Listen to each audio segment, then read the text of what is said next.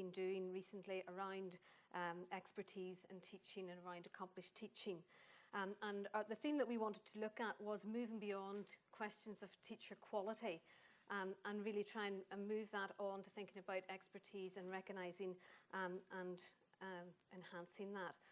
So the three broad areas that we wanted to look at are teacher policy and the development of expertise, and then finishing up with accomplished teaching, telling you a little bit about the way that we've been developing that and some of the current work that we're involved with. We came across this recently. I know it's very small and you mightn't be able to see it, but we thought we'd like to share this with you. I'll just give you a minute if you can read through it.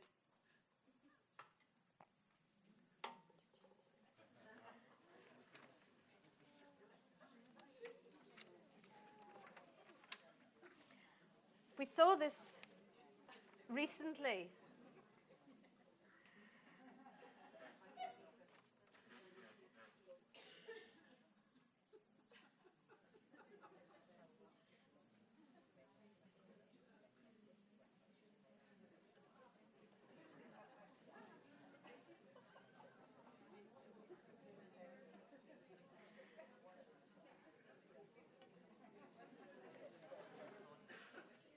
So we saw this recently at a presentation that we were at the IPTA conference in Birmingham just before Christmas, and it was our former colleague, Janet Draper from the University of Edinburgh who had this, and we have asked her permission to use it, so you can ignore the please do not quote at the bottom of the slide.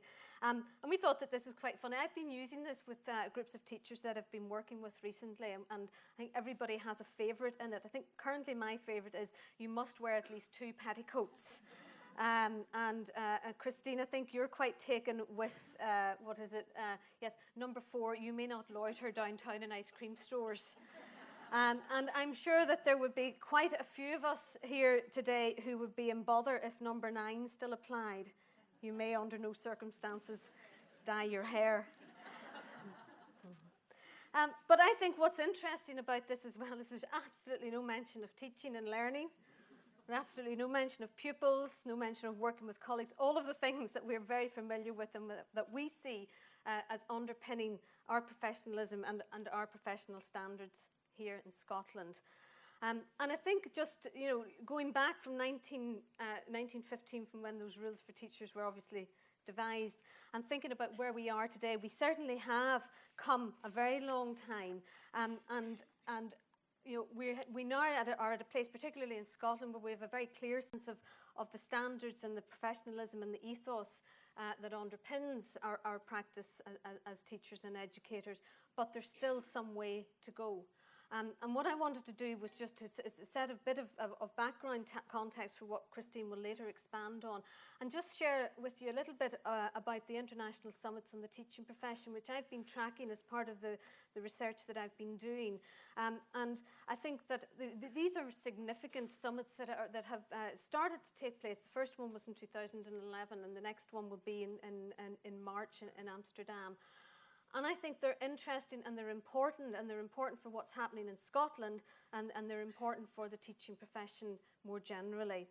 The reason why the summits were instituted in the first place was an attempt to find out exactly what is it that makes a difference in terms of learning and teaching, and what can we learn from other systems. It's not just simply a case of policy travel or replicating what's going on in other systems, but sharing and beginning to understand the common issues, recognising that there are universal problems, universal concerns, and talking about those and sharing them.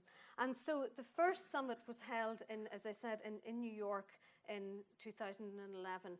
And it would be easy to see this as just an elite group, because there were only 16 countries represented, and those countries were the countries who had the highest scores in the PISA results, based upon either they were the most rapidly performing or the highest performing or rapidly improving. And so it was, in some respects, you could see it as an elite grouping, and it was ministers of education, union officials, and experts, educational experts. But what struck me when I've been looking at the research for this as well, they have also involved what they call exemplary teachers. teachers like yourselves, teachers like chartered teachers. And that's really important because they have a voice here on this international summit, the first of its kind, that they were seen to be playing a part, having a contribution to make, having an important voice that needed, and was the ministers were prepared to hear it. And that first summit was described as a game changer in terms of the teaching profession internationally, because it had never happened before. This was the first time ever there has been an international summit on the teaching profession, and now we're going into the third one.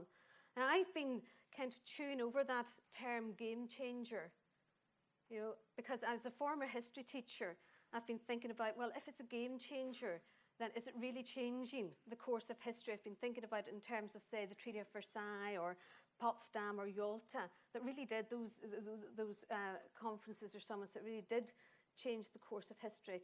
And I would say in this case, it's probably too early to call. But it's certainly having a significant impact on raising the level of discussion about the teaching profession. And I think that's really important. I think it's really important that Scotland has a voice in all of this. And that's beginning to happen. Scotland is represented in this through the United Kingdom. In the first summit, Ronnie Smith was there as his role within Educational International. And last year, Professor John Macbeth was asked to present one of the leading papers, one of the first papers at the summit, and prepared a report. But this year, Scotland's going to be represented by Graham Donaldson. And so that's good that we're beginning to have our voice and our input into this international summit. So as I said, this first summit, there were 16 countries represented by ministers of education, union leaders, outstanding teachers, exemplary teachers, and other leading experts. And they are beginning to grapple with some of the questions and issues that we've been grappling with as well in Scotland. And you can see from the reports that have been produced from the summits, the kind of big themes that they're looking at. In the first summit, the issue that they wanted to address was how to improve teacher quality, improving teacher quality all around the world. The second summit last year, teaching and leadership for the 21st century. And next, the summit that's going to take place in March in Amsterdam, the focus will be on the status of teaching. So big issues, but issues that in many ways in Scotland we've been ahead of the game. We're tackling those issues, debating them and responding to them. Each of the summits is preceded by a report produced by the OECD that gathers that information about what's happening across the world in the different systems and so on.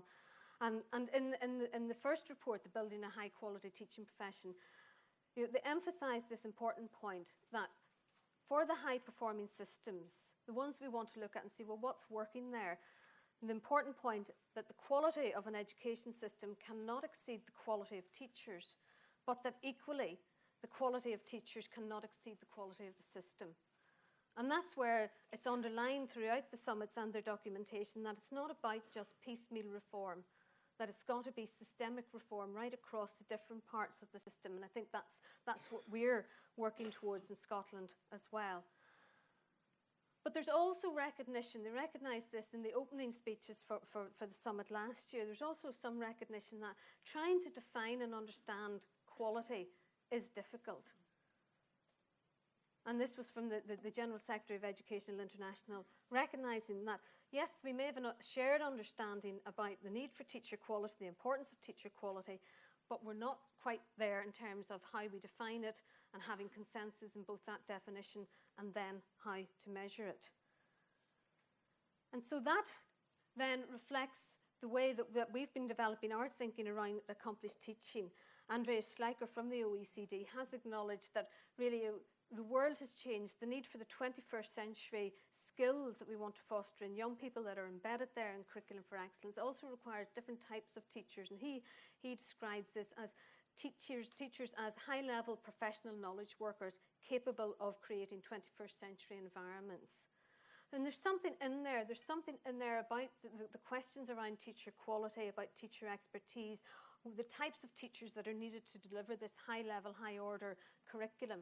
And that has informed the work that we've been doing in trying to understand, well, what is it that makes a difference? How do we define, characterise teacher expertise, teacher accomplishment. And so Christine's going to share with you some of the work that we've been doing